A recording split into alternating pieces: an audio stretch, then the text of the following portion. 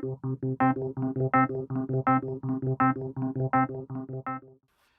this video, we're going to learn how to control a servo motor.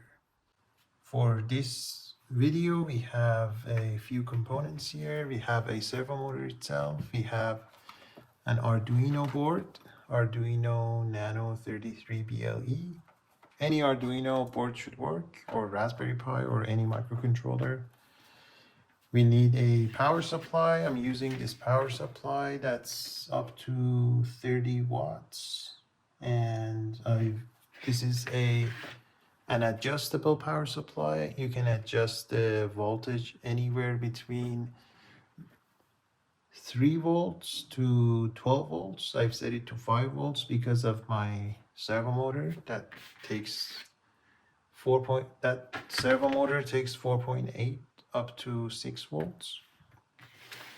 And then we have a USB cable to connect the Arduino to the computer to program it. We have some basic wires to connect things. And I have this little wire here that I made to connect it to my power supply, and I've made these pigtails here to connect them to power anything, like to power the motor, to maybe power the Arduino or anything else that you need to power.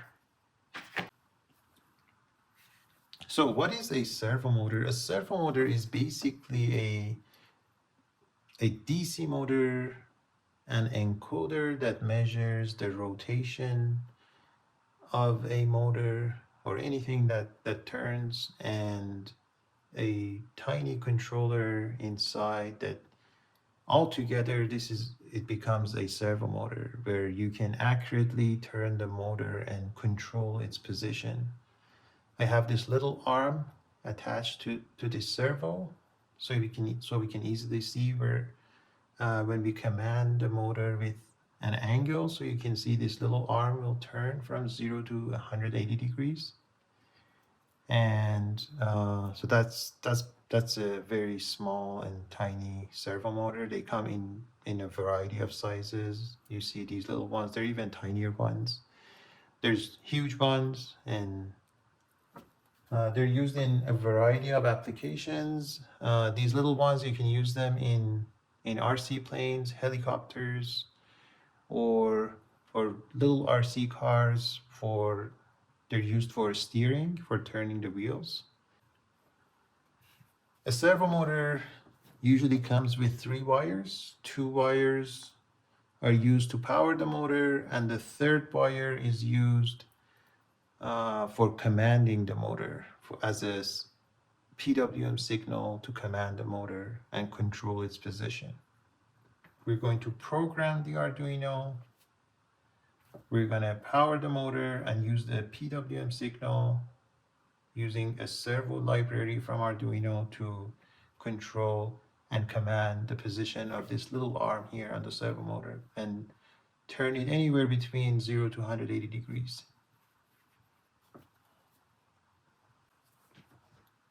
So for powering the motor, you have multiple options. You can either power it using the pins on the Arduino, which I don't really recommend because, well, this is a small one. Probably for this one, it is okay.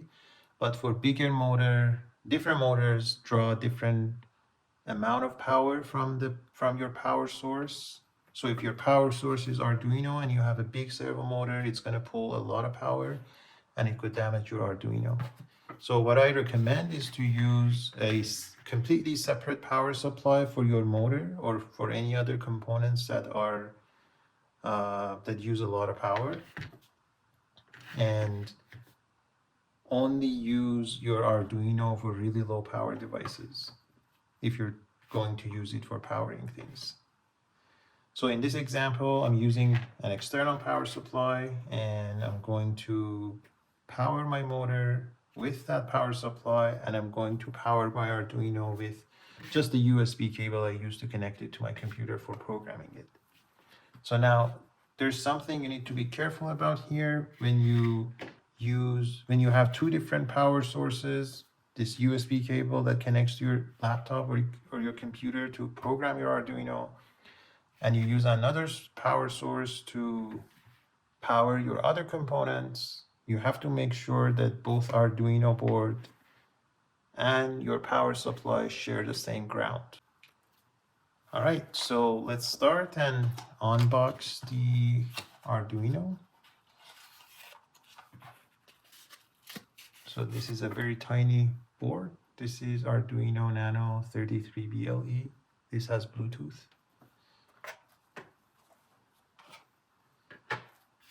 And so for a servo motor, these little ones, usually they come, the wires come in these three different colors. There's brown, there's red, and there's orange.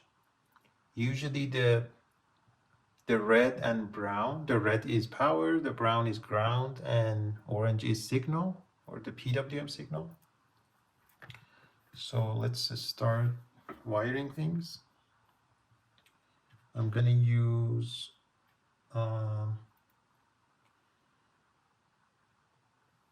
first this orange one.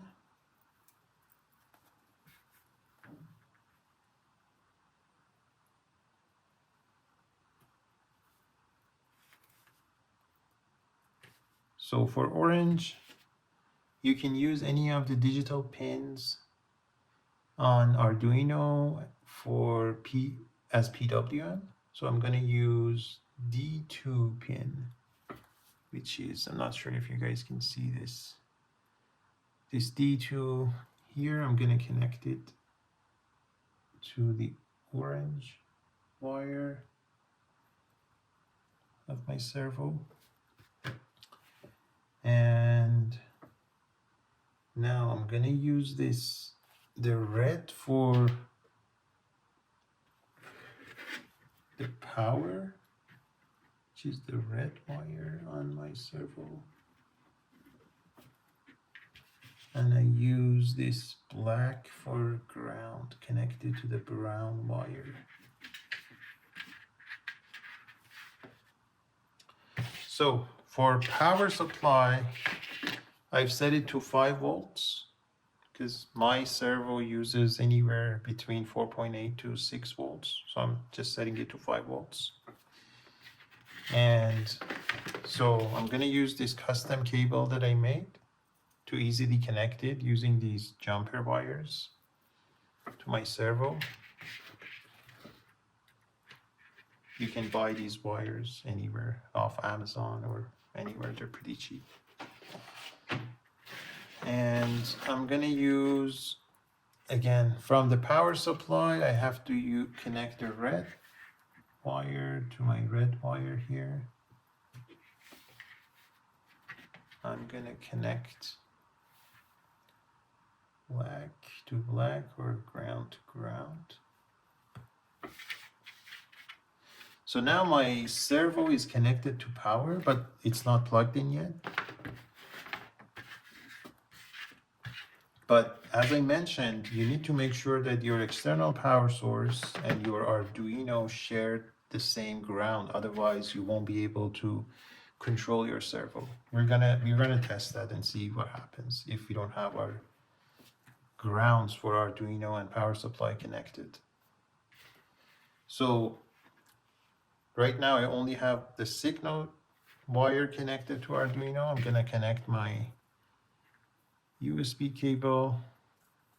All right, so to control and to program the Arduino to control the servo motor, I'm using servo library. Servo is a free library from Arduino, and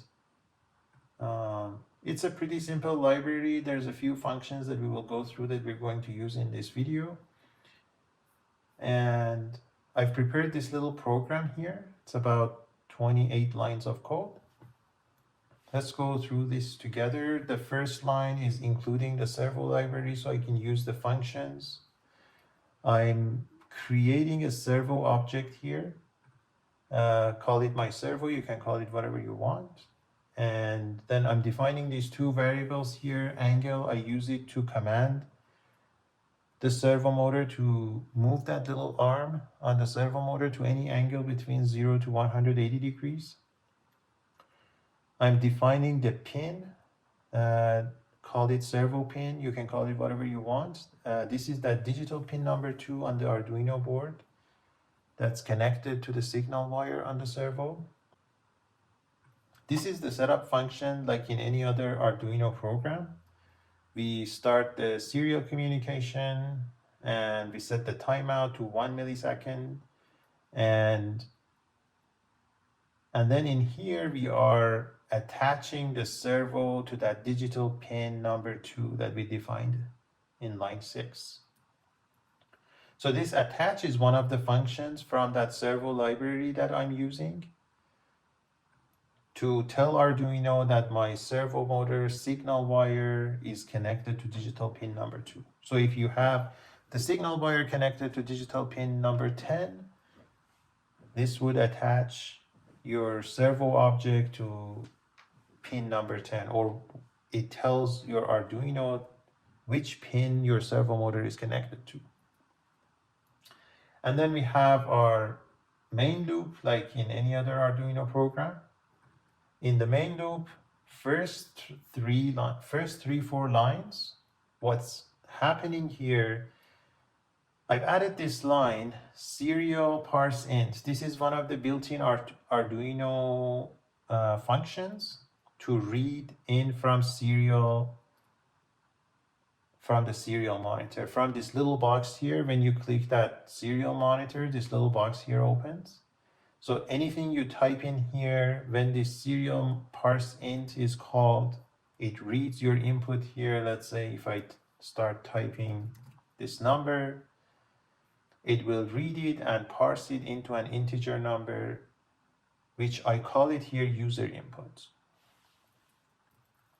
So I have this timeout here because if I don't add any timeout, Arduino by default, I think it uses 1 second, which is a pretty long time for a microcontroller, and I don't want to wait that 1 second to process my next line of code.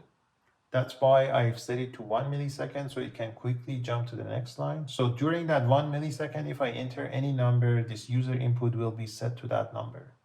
So in here, if I type in 10 and press enter, this user input will be set to 10. And in here, I'm just checking against the 0 value, because once that 1 millisecond is passed, if I don't enter anything, Arduino thinks and assumes that I've entered 0. That's why I have this check. I just want to ignore that 0. So I get the input from this little box from serial monitor. I parse it as an integer number, put it in the user input variable, and if it's a non-zero value, I'll put it in the angle variable. So this is how I'm just trying to simply control the angle of the servo motor by just typing a number here. So if that number is between 0 and 180 degrees, the servo library will process that number for me and will control the servo motor and will move that little arm to that angle. And here I'm just printing the angle for myself so I can see it printed here, just for debugging purposes, and also to know what number I've inputted, and also know if Arduino has actually received my number. And then this is the important line, my servo. I'm using the write function from the servo library to command the servo motor. So this angle is the same number that I enter into this box. And when I call the write function with that angle, with that number, it controls the servo motor for me, and it moves that little arm to that angle that I'm commanding it to. So this servo library takes care of a lot of things for me. And if I enter a really large number, let's say 10,000, it would not do anything. It would just wrap it. Any number you enter here will be wrapped between 0 and 180 degrees. So if I add a negative 1000, it would be wrapped in Arduino thinks it's a 0, because that's how it's written in this library, just for safety. And in the end, we have a 15 millisecond delay, just to give the servo motor and to Arduino enough time to go to that angle that we are commanding it to. Okay, so let's try to upload this. I have Arduino connected. We have the LED is on. One little note, if sometimes with these Arduino boards, you connect it to your computer, but for some reason your computer cannot recognize it, what you need to do, you need to press this little button here, this reset button, twice quickly, and then you'll see this other LED will turn red or orange color, and then your computer will hopefully recognize the board. And so my board is currently recognized by the computer, and that green LED is on, the USB is connected. I have my servo motor, the signal wire connected to this to digital pin number 2. I have my power connected to the external power source, but it's not plugged in yet, so I'm going to go ahead and plug it in.